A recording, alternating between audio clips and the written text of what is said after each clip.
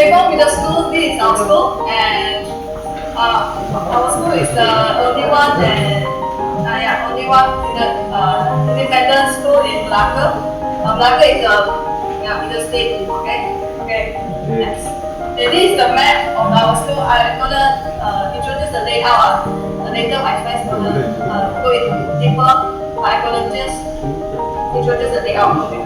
This is our school map, and our school have room.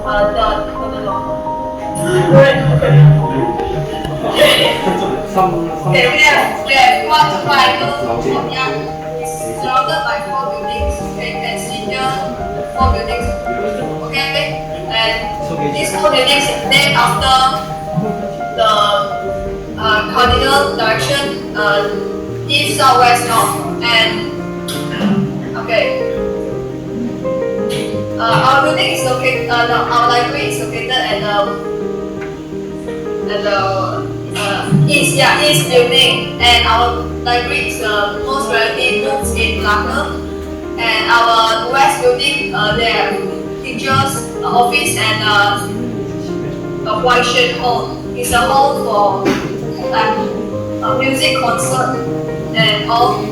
And the north and south building is for our classroom. Okay, that's the main building of our school, and we have sport field and behind our school. I think it's here, but yeah. Okay. Hello. Okay. We continue, and okay, this is our great hall. The great hall is the biggest hall in our school, and always have a big event like wedding or anniversary. School anniversary. And okay, in our school, the yellow flower and the tree is the yellow flower tree. We call it Huanghua School, and this means a lot to our students. And the flower tree, the yellow flower tree, is witnessed every student life until the day of graduation. And the yellow tree is unique. Memories belong to every K4 student. And yeah. Okay, we have more. Okay, this is the 2 buildings, new buildings that our school just built, and one is our multi-function building, and one is the computer lab. This computer lab and this multi-function buildings. Okay. Now, but slowly, Beifeng is always filled with love and joy. Yeah. And now I'm gonna pass to my friend. Hello. Hello, my name is Rosie, and now let's talk more about our school. Our school syllabus is for 6 years education, and it's 3 years for junior and 3 years for senior.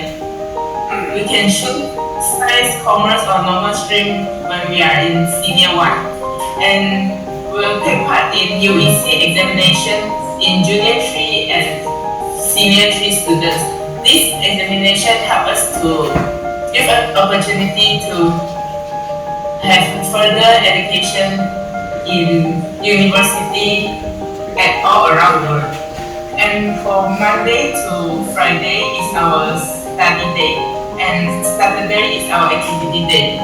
We will have activities such as competitions, camps, and sports. And furthermore, this is our choir competitions. And this is our core curriculum. It is compulsory for us to choose one society, and there are a lot of society for us to choose. And the core curriculum is really interesting and gives us opportunity to make new friends and learn new things.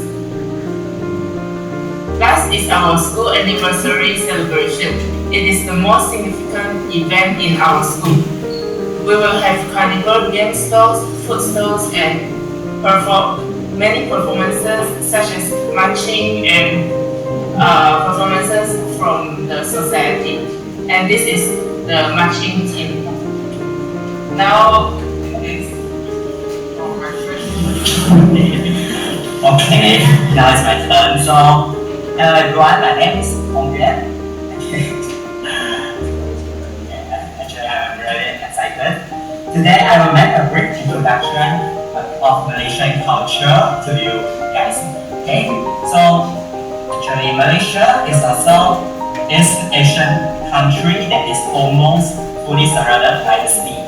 Because of this, Malaysia is home to numerous mesmerizing natural sceneries. We are home to high mountains, blue seas, rainforests, and even more.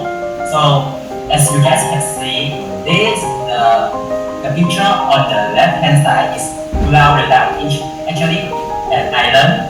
Okay, one of the islands we have, and the picture on the right-hand side is Gunung Kinabalu. It's a mountain, a very high mountain. So, okay. Besides, Malaysia is a country of multi-diversities consisting of Malaysians from multiple races. Okay. For example, Malays, Chinese, and Indians. As a result, the Malaysian culture is a really beautiful yet complex culture. So, my turn is already end, so I will pass out to my friends for the next part of the introduction. Thank you.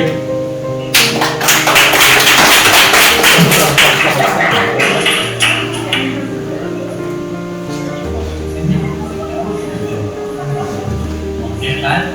My name is Jeremy and I'm from Xiao. Okay. So, okay, I'm about to introduce to you about what I like about the multicultural society.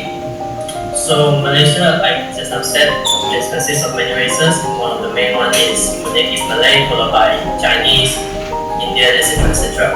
Now, one interesting thing you can see here in Malaysia is that all main ethnic groups are all ethnicities retain their own religion, customs, and way of life.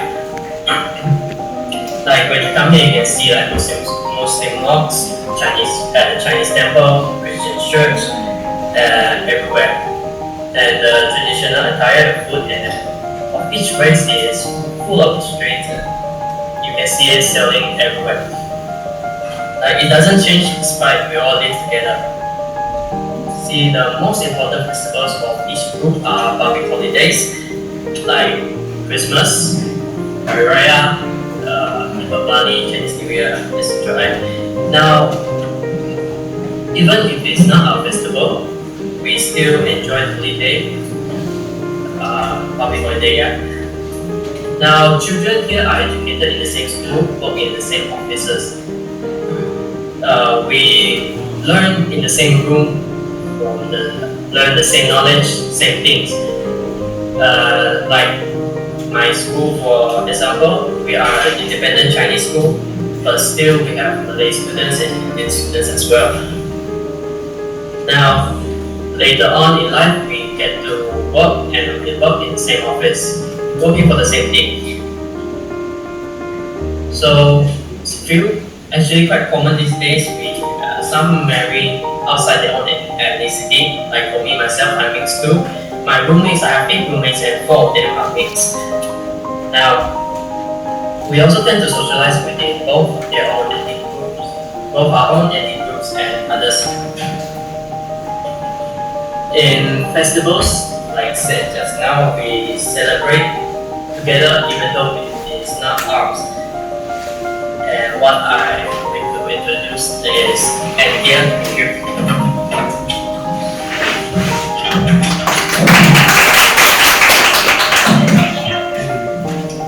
Hello everyone. Okay, now I'm going to introduce some Malaysian. Oh, sorry. Why did you ask me to introduce myself first? My name is Yang, so you can call me Triple Y. Okay, okay. Okay, now I continue. I'm going to introduce our Malaysian food and some spices and some culture in Malaysia. This is the first one. Malaysian food is a tantalizing blend of flavors and ingredients influenced by the country-rich cultural heritage and tropical climate. Yeah, there we go. Okay, the perfect harmony of sweet, sour, salty, and spicy flavors. So Malaysia has many types of food. Very nice food. This delicate balance is achieved through the use of fresh herbs and spices, as well as a variety of cooking techniques. Yeah. So the next, Malaysian cuisine is a reflection of its unique blend of culture influenced by Malay, Chinese, and Indian culture, resulting in a rich and diverse culinary experience. So spices like cumin, coriander, and turmeric, which are now commonly used in Malaysian cuisine. And next, I'm going to introduce some spices and herbs.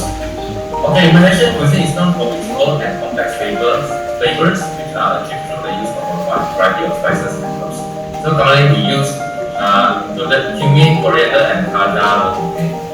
I never know before this. Okay, which are often combined with cinnamon and start a nice to create rich aromatic spice blends. Okay. So now the main point I'm going to introduce is famous Malaysian dishes. Okay, the first one, nasi lemak. A beloved dish in Malaysia that consists of fragrant coconut rice served with a variety of toppings such as crispy fried chicken, spicy sambal sauce, crunchy peanut, and refreshing cucumber slices. Nasi lemak is a very symbolic dishes in Malaysia. So we have a saying in Malaysia: no chili, no happy. You must learn to eat very chili and the spices. So nasi lemak is a very classic food in Malaysia. And the next one, laksa, another spicy food. Spicy noodle soup is popular in Malaysia and particularly in the northern state of Penang. It features a rich and fragrant broth made from a blend of spices, condiment, and seafood or chicken. But everything coconut. Okay. Satay, the third dishes, must-try dish that features stewed by grilled meat, usually chicken or beef, served with a peanut dipping sauce. And the fourth Malaysian classic food, mee goreng mamak. This Indian Muslim dish is the complete package. Yellow noodles, beef or chicken, shrimp, soy sauce, veggies, and eggs. A bit of chili tossed in for an irresistible job. Now, okay, my turn done. Thank you everyone.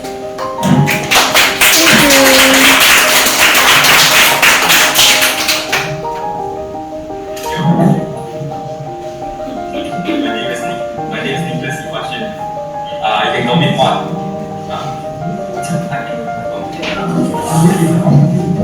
Can see me or peso here.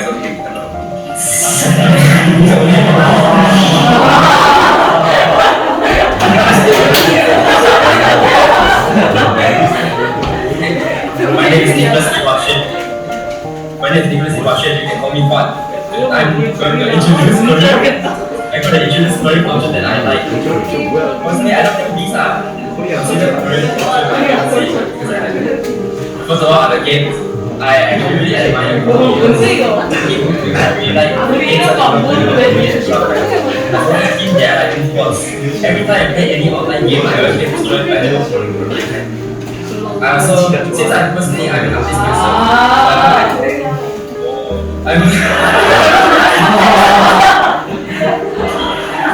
so I admire all the artists in Korea, such as from the right, Senshi and Ogun and Oku. I like all their art. Thank you. Thank you.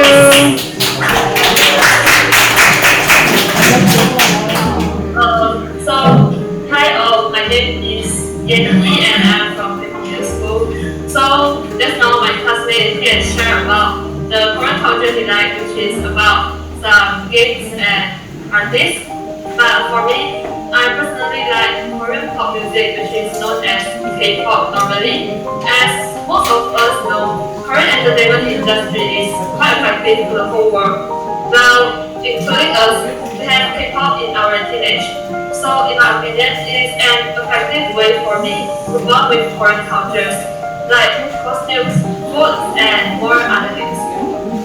As many food from Korea can be get instantly at Malaysia, like ramen, kimchi, jjajangmyeon, tteokbokki, whatever.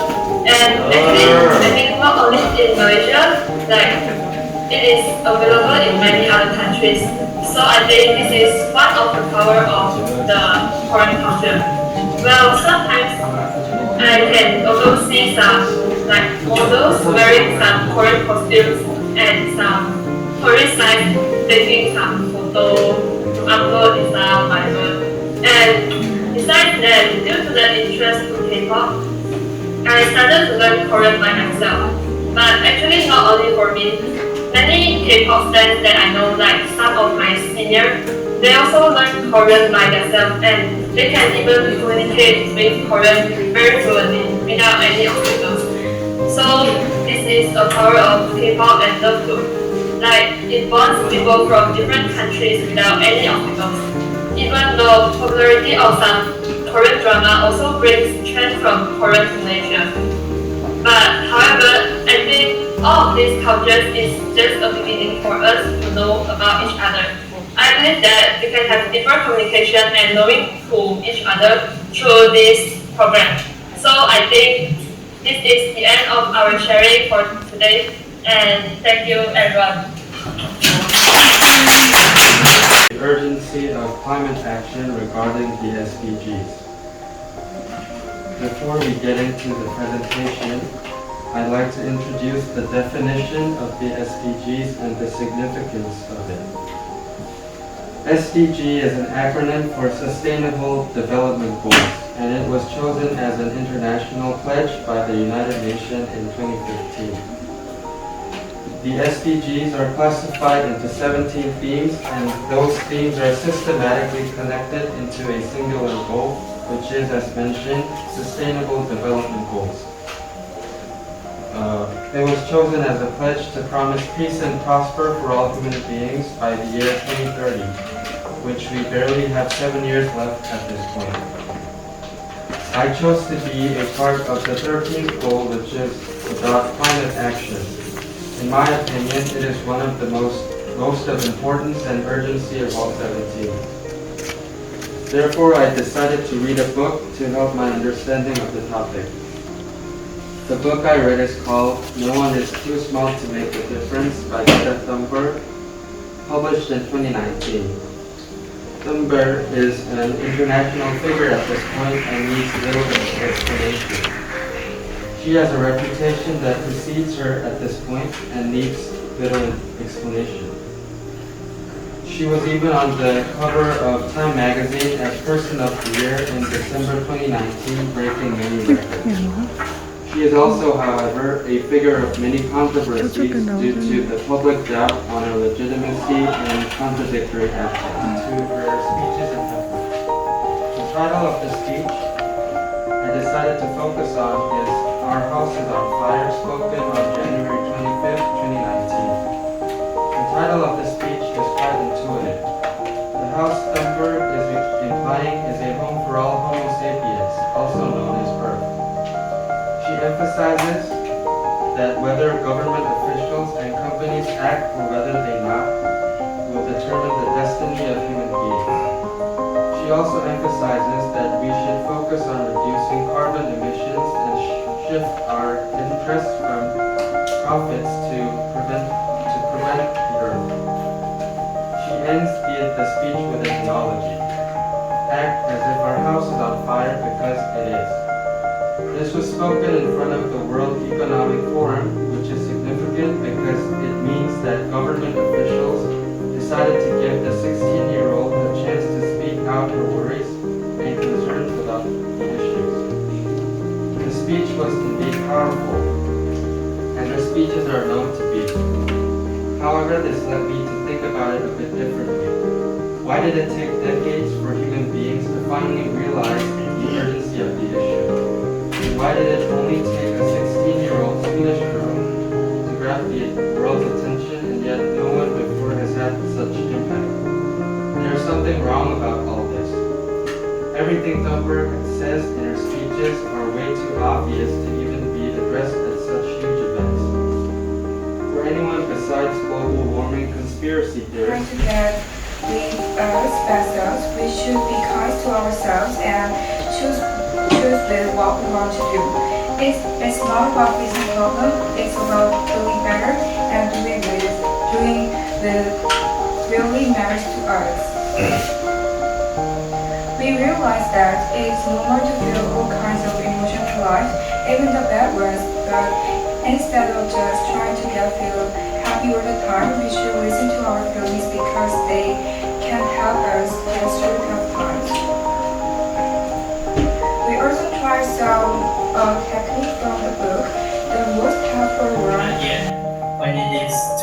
it can be dangerous and extremely flawed. Equality means everyone's the same, and it recently was popular in the equality topic is in gender, race, and others. For me, everyone in a certain area of jobs putting in the same effort gets the same pay.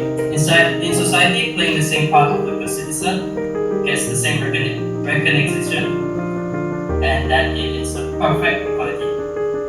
But based on the book, equality means the freedom and diversity of people is not valued. No one can be special or exceptional. No one can reach their full potential. Everyone's the same. No one is beautiful or handsome. No one is strong or weak. And also, plus they are being controlled by the government. That's what we can see most in the character of George, Harrison, and the ballerinas. The action by the HG man is repressive and discriminatory, and persons like Harrison, who decides not to be a walking clown puppet, rise against the government for freedom and dies for it. So that is my opinion on the first story. I will move on to the next. So the next story is The Ones Who Walk Away from Homelas. In my opinion, based on the story, Homelas is a perfect city. This city is what everyone's dreams to live in. The city lives in prosperity, everyone is joyous and happy. But throughout the story, it is seen that Homelas is an imaginary utopian society. But at the same time, express its ironicity to the freedom world. People of Homelas are joyous, but their smiles are archaic. What the writer writes, I think it portrays that there is suffering underneath the smiles. Going down the character of the wretched child, locked in the basement, left to suffer. He cries and screams. The peoples of Homelas know he's there, but they can't do anything. The story states that the prosperity of the city relies on the child. If the child is released, all the goods of the city will be gone. They can and must not do anything to the child to keep their prosperity and wonderful city.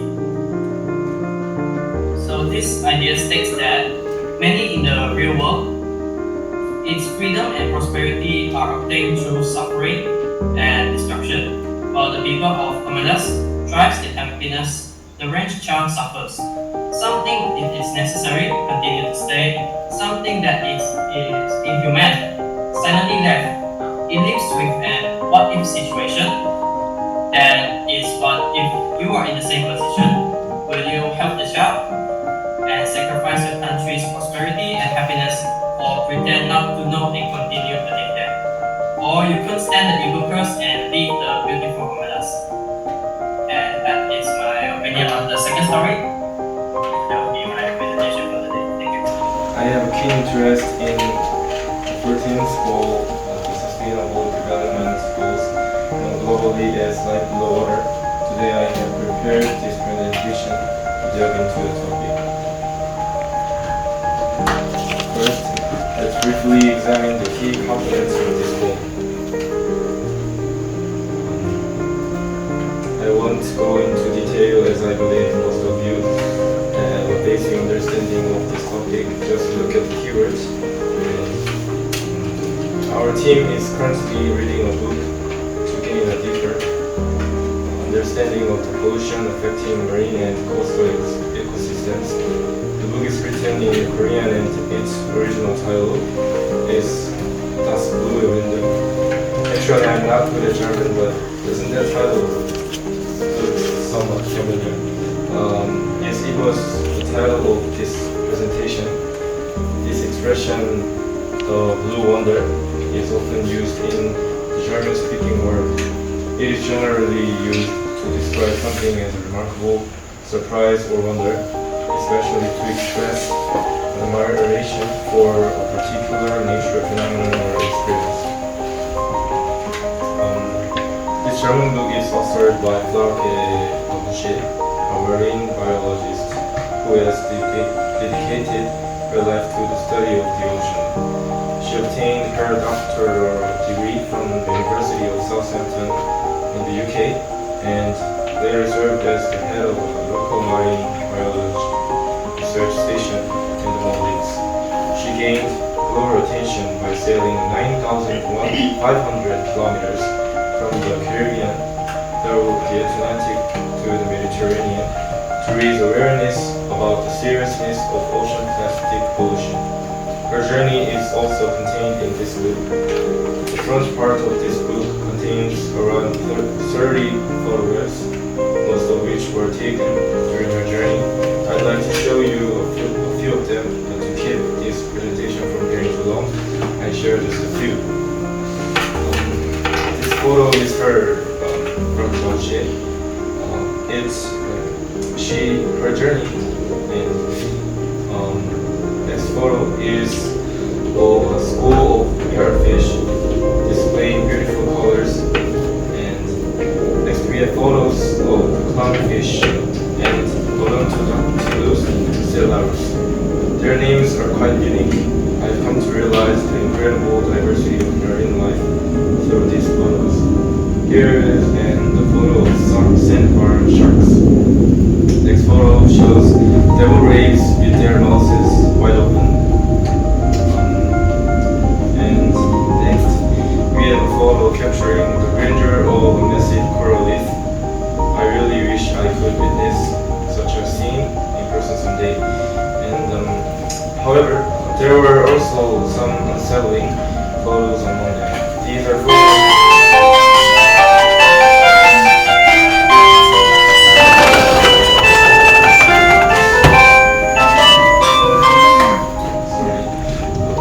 These are photos of plastic waste caught in nets with plankton and plastic pollution around the Mekong River. It's truly disturbing. These images provide a glimpse of the current state of marine environment. And while reading this book, I felt as though the fish living within me wanted to venture out into the external ocean. The fish seemed to be singing, and the dolphins and corals were dancing, while the whales were playing their tunes in the sea. The descriptions in this book immersed me deeply in the world of the ocean it portrays. The ocean appears wild, painstakingly beautiful and boundless, as if it could never be tamed. However, this initial impression is deceiving, because the ocean is currently facing its greatest crisis. From tropical coral reefs to the Antarctic and Arctic seas, from the surface waters to the deep sea trenches, and from plankton to whales, all marine ecosystems that have intricately harmonized for thousands of years are now under threat for the past few decades. The author describes herself as Sophie, someone who loves the sea.